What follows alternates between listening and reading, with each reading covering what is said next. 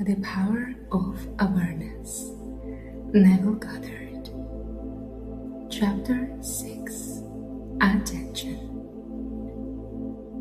A double-minded man is unstable in all his ways. James 1:8.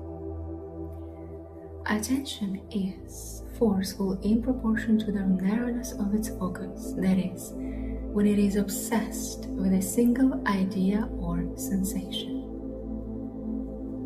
It is steadied and powerfully focused only by such an adjustment of the mind as permits you to see one thing only. For you steady the attention and increase its power by confining it.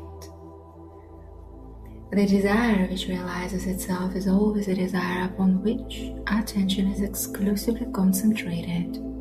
For an idea is endowed with power only in proportion to the degree of attention fixed on it. Concentrated observation is the attentive attitude directed from some specific end. The attentive attitude involves selection, for when you pay attention, it signifies that you have decided to focus your attention on one subject or state rather than another. Therefore, when you know what you want, you must deliberately focus your attention on the feeling of your wish fulfilled, until that feeling fills the mind and crowds all other ideas out of consciousness.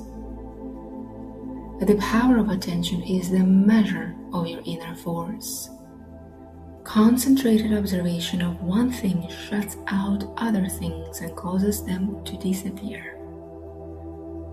The great secret of success is to focus the attention on the feeling of the wish fulfilled without permitting any distraction. All progress depends upon an increase of attention.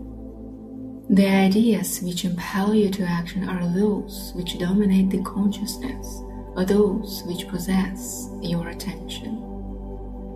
The idea which excludes all others from the field of attention discharges in action.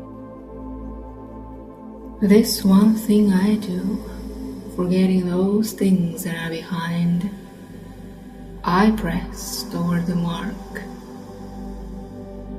Approx Philippians 3:13 and 14.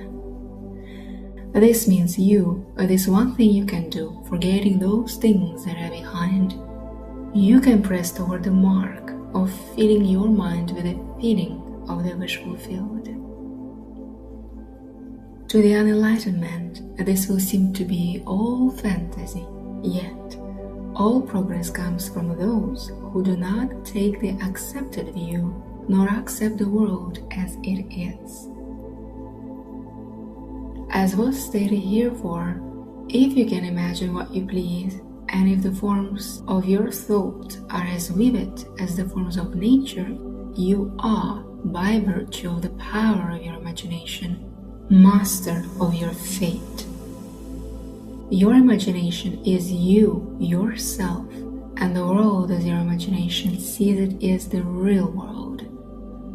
When you set out to master the movements of attention, which must be done if you would successfully alter the course of observed events, it is then you realize how little control you exercise over imagination and how much it is dominated by sensory impressions and by drifting on the tides of idle moods.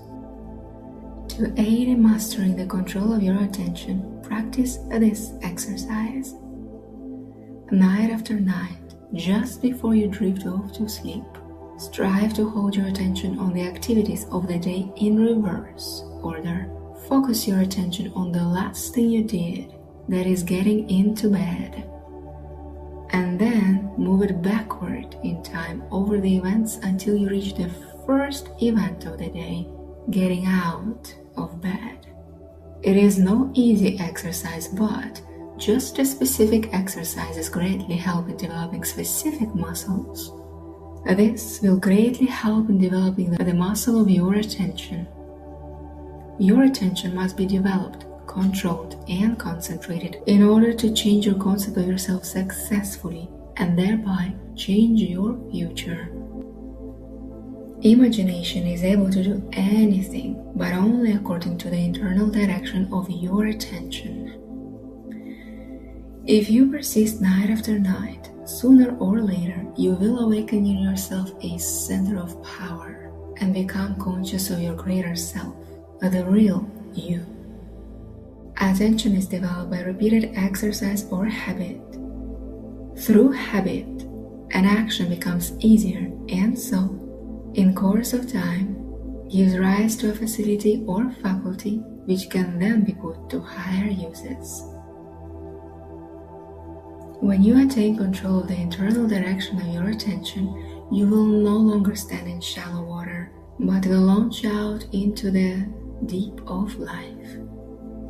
You will walk in the assumption of the visual field as on a foundation more suited even than